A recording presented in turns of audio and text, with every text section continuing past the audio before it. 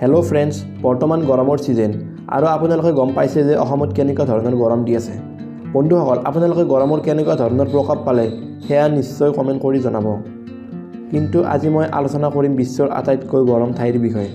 যিকেইখন ঠাইৰ গৰমৰ বিষয়ে জানিলে আপুনি নিশ্চয় অবাক হৈ পৰিব, কিয়নো অসমৰ তুলনাত এই ঠাইসমূহত বহুত গৰম বেছি। তেন্তে বলক ভিডিঅ'টো আৰম্ভ কৰোঁ। Number 1, Arizona. এই ঠাইখন হ'ল বিশ্বৰ আটাইতকৈ গৰম ঠাইৰ ভিতৰত অন্যতম ঠাই। আচলতে ইয়াত আপুনি দেখিব পাব ৰাস্তাত থকা গাড়ীসমূহৰ অলপ অংশ গলিব ধৰিছে। ইয়াত ইমানেই গৰম দিয়ে যে মানুহে বাহিৰলৈ ওলাই যাবই নোৱাৰে।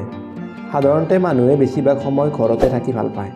ইয়াত প্ৰতিদিনে 45 ডিগ্ৰী চেলচিয়াছৰ ওচৰত থাকে। Number 2, Kuwait city. কুৱেইট চিটিও এখন মৰুভূমিৰ চহৰ। ইয়াত আপোনালোকে চাৰিওফালে ধূলি বালি ইত্যাদি দেখা পাব আৰু ইয়াত সূৰ্যৰ ৰশ্মি পূৰ্ণপণে পৰে, যাৰ ফলত এই ঠাইখনৰ গৰম অত্যাধিক।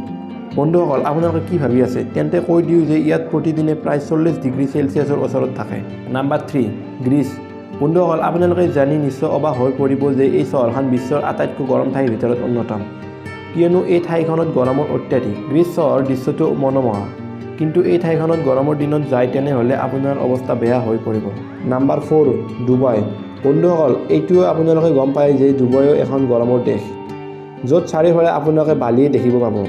কিন্তু কৈ দিওঁ যে ডুবাইত আপোনালোকে অট্টালিকাও দেখিব পাব।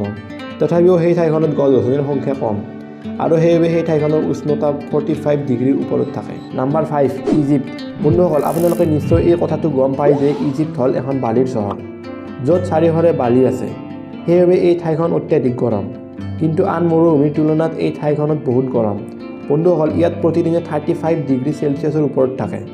আপোনালোকে এইটো সময়ত যদি এই ঠাইখনলৈ যায় তেন্তে আপোনাৰ অৱস্থা একেবাৰে বেয়া হ'ব। যদি এই ভিডিঅ'টো চাই ভাল লাগিলে তেনেহ'লে ভিডিঅ'টোত এটা লাইক কৰি দিব আৰু চেনেলটো ছাবস্ক্ৰাইব কৰি নিশ্চয় থৈ দিব।